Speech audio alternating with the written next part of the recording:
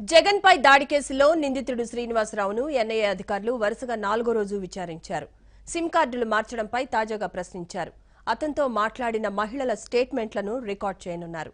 మరో 3 రోజుల పాటు విచారించనున్నారు.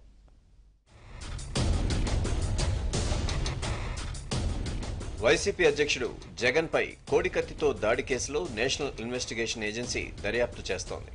కోర్టు ఆదేశాలతో నిందితుడు శ్రీనివాసరావును 7 రోజుల కస్టడీకి తీసుకున్న ఎన్ఐఏ తొలి 2 రోజులు విశాఖలో నిందితుడిని విచారించింది. ఆదివారం రాత్రి హైదరాబాద్ కు తీసుకువచ్చాక సోమ, మంగళవారం 2 రోజులు మాదాపూర్లోని ఎన్ఐఏ హెడ్ క్వార్టర్స్ లో విచారించింది దర్యాప్తు బృందం.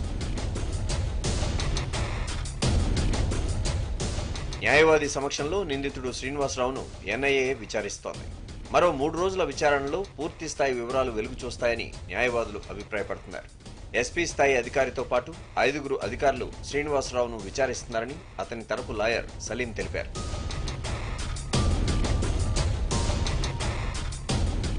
ఎన్ఐఏ విచారణలో పలు విషయాలు వెలుగు చూస్తున్నాయని లాయర్ సలీం అన్నారు. విచారణకు తన క్లయింట్ పూర్తిగా సహకరిస్తున్నారని అన్నారు. జైల్లో ఉన్నప్పుడు రాసుకున్న 22 పేజీల నోట్బుక్ ను పోలీసులు స్వాధీనం చేసుకున్నారని నిందితుడు తెలిపాడన్నారు. సమాజంలో ఎలాంటి మార్పులు రావాలి, ఏ ప్రభుత్వం వస్తే ప్రజలకు న్యాయం జరుగుతుందన్న అంశాలను ఆ నోట్బుక్ లో రాసుకున్నట్లు తెలుస్తోంది. అయితే ఆ నోట్ను ఇవ్వాలని కోరితే పోలీసులు ఇవ్వలేదన్నారు. ఇదే విషయాన్ని ఎన్ఐఏ బృందానికి తెలియజేశామన్నారు. బ్యాక్గ్రౌండ్ లో ఏముంది చెప్పు, నువ్వు మినిస్టర్ కావాలని ఆలోచన చేస్తున్నావు, ఎందుకు చేసావని అడిగారు.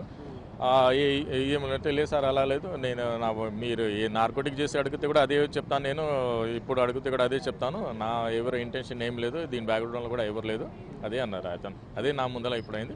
ఇప్పుడు మరి ఏదైనా డెవలప్మెంట్ ఉంటే మీకు చెప్తాను, దాంట్లో ఏం లేదు. మరోవైపు సెల్ ఫోన్ సిమ్లు ఎందుకు మార్చాల్సి వచ్చిందో చెప్పాలంటూ నిందితుడు శ్రీనివాసరావును ప్రశ్నించింది దర్యాప్తు బృందం. కాల్ డేటా ఆధారంగా ప్రశ్నలు సంధించారు అధికారులు. శ్రీనివాసరావుతో మాట్లాడిన మహిళల స్టేట్మెంట్లను రికార్డు చేయనున్నారు. విచారణను ఆడియో రికార్డ్ చేస్తున్నారు. మరో 3 రోజుల పాటు నిందితుడిని పలు అంశాలపై ప్రశ్నించనున్నారు అధికారులు. ఈ విచారణ హైదరాబాద్లోనే కొనసాగనుంది.